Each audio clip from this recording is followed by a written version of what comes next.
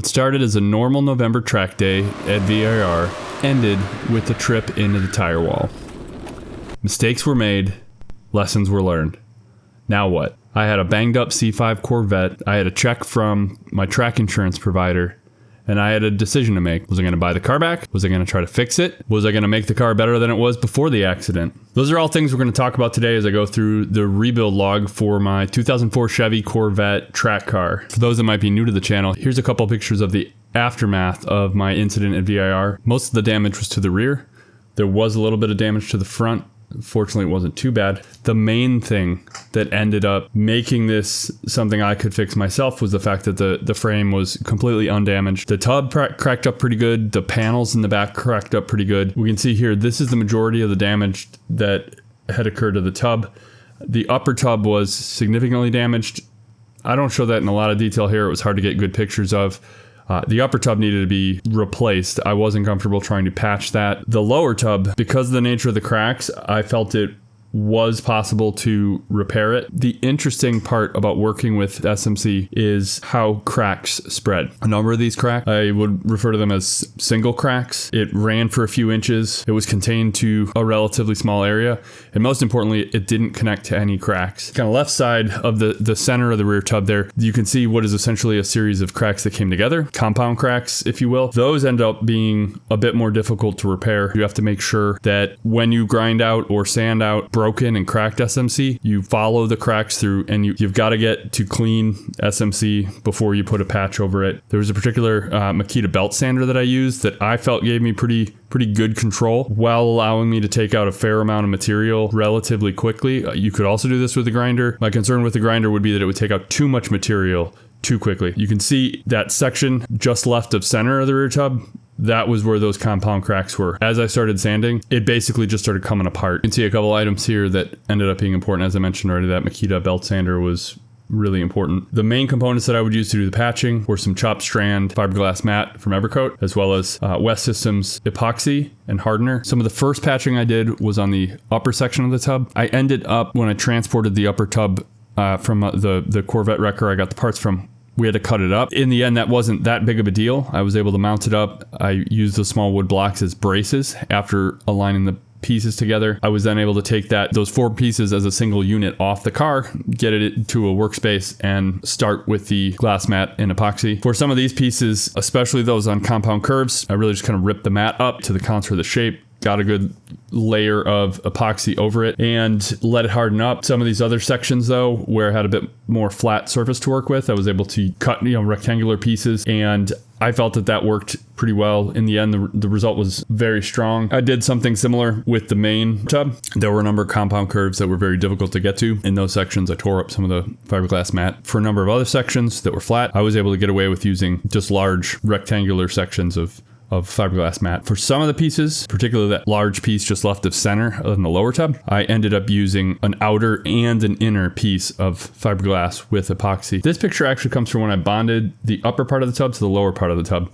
I used a 3M SMC epoxy specifically meant for bonding. I had taken some of the original GM epoxy from particular spots. I cut it up into probably inch or inch and a half sections and I had marked the tub where those sections came from, and I put it back in those locations, and that helped to preserve the gap that would have been there from the factory between the two panels, and then just filled in the epoxy to bond the two pieces together. Thus far, it's held well. I've beat up on the car on track quite a bit this season, and there have been no problems with the strength or the integrity of the tub repair. This is panels starting to go back on. This was kind of the first test fitting after letting the epoxy dry. I would say in general, I'm happy with the fitment. I took this picture after cutting the B-pillar off. The whole idea here, because I was going to have a custom roll cage put in, and I'm a tall driver, to be in the car with a helmet on, I wanted to get as much room as possible.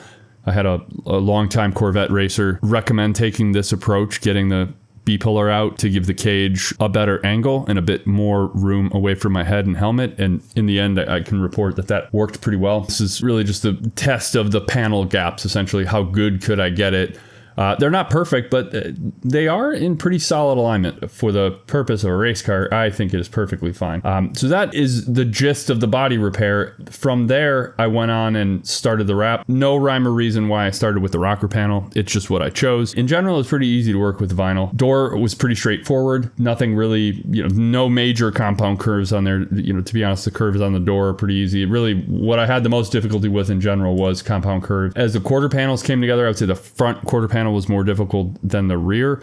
The curving as you get up toward the headlight was a bit tricky. It all worked out in the end. You can also see here, and this is after the cage was put in and I had the roof back off. You can see the cage work without the roof on there. Back bumper was done in two pieces. There's on the vertical surface, there's one large piece. I did a number of inlays near where the brake lights are, near the license plate frame, down above where the muffler tips sit. This shows where the overlay piece would have gone in on that top section of the bumper. It's just too much material on either side of that 90-degree bend. It's not something I haven't seen anybody attempt to do that in one piece. The vertical surfaces and then the top and side pieces of the bumper. That seems to be pretty standard with C5 and C6 Corvettes. This is things starting to come together. Trunk lid's done. The lower part of the roof is done. To this point, nothing was too bad. As I said, there were definitely some quirks with the front quarter panels and the rear bumper. This was getting the hood cut out for the track spec hood vents. All in all, that was pretty straightforward. Instructions are pretty good. The templates were easy to get lined up and installed correctly. This is how the hood wrap went down. So this is showing where the bumper test fit was before I wrapped. It took some sanding. It's not perfect. I can see a number of spots where I could have done more sanding. I really didn't want to get in the cycle of priming and sanding. This is how it looks when it's done. There are a number of seams in it. Because I was running out of vinyl, I had no choice but to basically start using scrap. At this point, I had just about gone through 2 rolls. I wasn't interested in ordering another one. So putting seams in a number of spots was what I just had to do. While I had the roof off, I rolled the car out of the garage for the first time in months. This is a cool shot of it in the sun with no top on. This was my first chance to see it out in the light of day, and I was pretty happy with how it was looking after putting the roof back on and rolling it in. In general, I was pretty pleased. It is not perfect, but for a track car, for a race car, I'm perfectly happy with how it turned out. Lessons learned. I'm kind of torn. There was a wrecker up in Philadelphia that was selling complete tubs for C5s, like the whole fiberglass tub assembly. They weren't really charging that much. I think it was $900 for a tub. If I had to do it over again, I would probably just driven up to Philadelphia and gotten the whole tub assembly and then put that back on. Not only did I want to get things fixed, I wanted to also address a few things inside. This was the process of me taking the HVAC out. The unit is pretty big, pretty bulky. It was definitely awkward to get out of there. There's still quite a bit of unused wiring that's in the car right now. I think that's something when I get time, I'll go ahead and remove some of the unnecessary wiring. For now, it's still there. This picture of the broken steering wheel is a result of not using the correct 2-jaw puller. There's a special 2-jaw J-hook puller that makes pretty short work of this. It fits on the part of the steering wheel center that's still there. It fits into those openings right near where the steering wheel is pressed onto the steering shaft, and it makes it really easy to pull this out. I decided to just go ahead with a 3-jaw puller, and I was just going to go for it. This was how the Energy Hub install went. In general, I was pretty happy. This seems to be a pretty common setup with a lot of C5 track enthusiasts. They use this quick release. I don't ever actually use the quick release, but it was a kind of common enough approach that I just went with what has worked for other people before with the car. This steering wheel has a bit of dish to it. It sticks out a bit.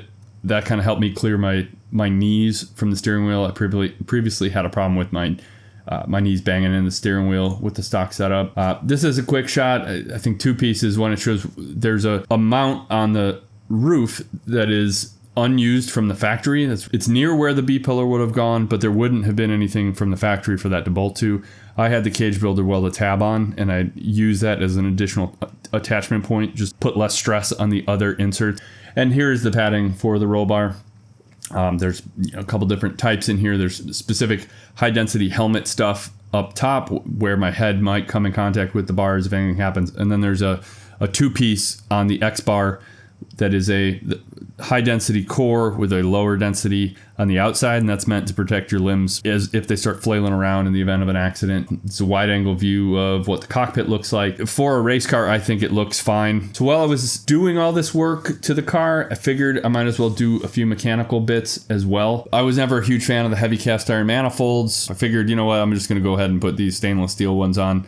These are from Speed Engineering. They're some of the least expensive header options you can get for a C5. The Speed Engineering kit, it doesn't come with anything back of the X pipe. I ended up cutting up my stock H pipe and use that. I ended up welding in some turn downs. The quality of the welds is terrible. This is my first time attempting to weld tubing and attempting to use a shielded core MIG welder.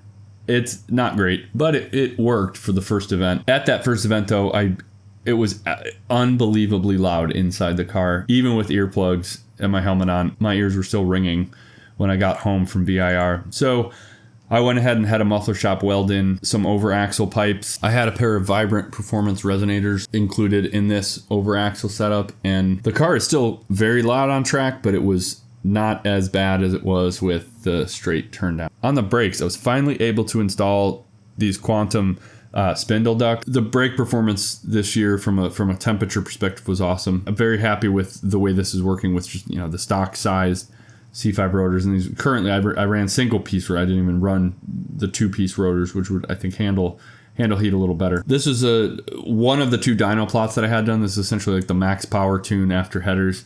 You can see torque somewhere in the kind of mid 380s range, and power is in like the low 390s. So for an engine that's essentially stock, aside from the headers, I think those are pretty good rear wheel numbers on the unrestricted tune. This is the time trial specific tune. The gist of it is essentially it's above a certain RPM, and I can't remember the exact cutoff. It begins to use the electric throttle body to act almost like a restrictor. It starts to close it off. So I think at some point it gets to about 56% throttle, 55% throttle, and it just holds it there. And that's how it gets to the restricted power number. So it's in the 329 range from the actual max dyno pulls. When you average it out, I think it came out to 327 per NASA's formula. The torque isn't really affected because the throttle closing off happens above when the maximum torque is produced. So it's still pretty healthy in the like low to mid 370s. So what's next? Because I cannot leave well enough alone, I've decided to take on a ABS system swap. So this is a BMW Mark 60 E1 unit. These are used throughout the track car world, not just with Corvettes. People install them as an upgraded ABS unit for a whole host of cars.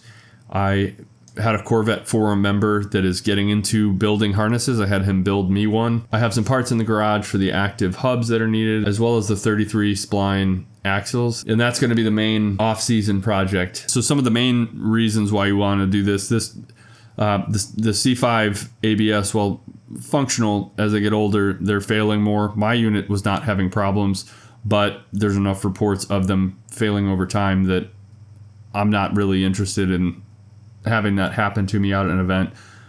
2, ice mode is a concern with the C5. It's not a very sophisticated unit, and as you get into stickier tires and getting on the brakes harder, it becomes more likely to occur. That is not something I've personally had happen, but I'd rather not have it happen. The BMW unit, as I understand it, still has its own ice mode, but it does not appear to be as intrusive as the C5 Corvette ice mode on track. That is the rebuild process. That was the upgrade process that accompanied it, and that's where I'm going with the car for the next season. I appreciate you watching the video. Thanks for checking out the content. If you like what you see, leave a like, subscribe. This is H&L. I will see you on track.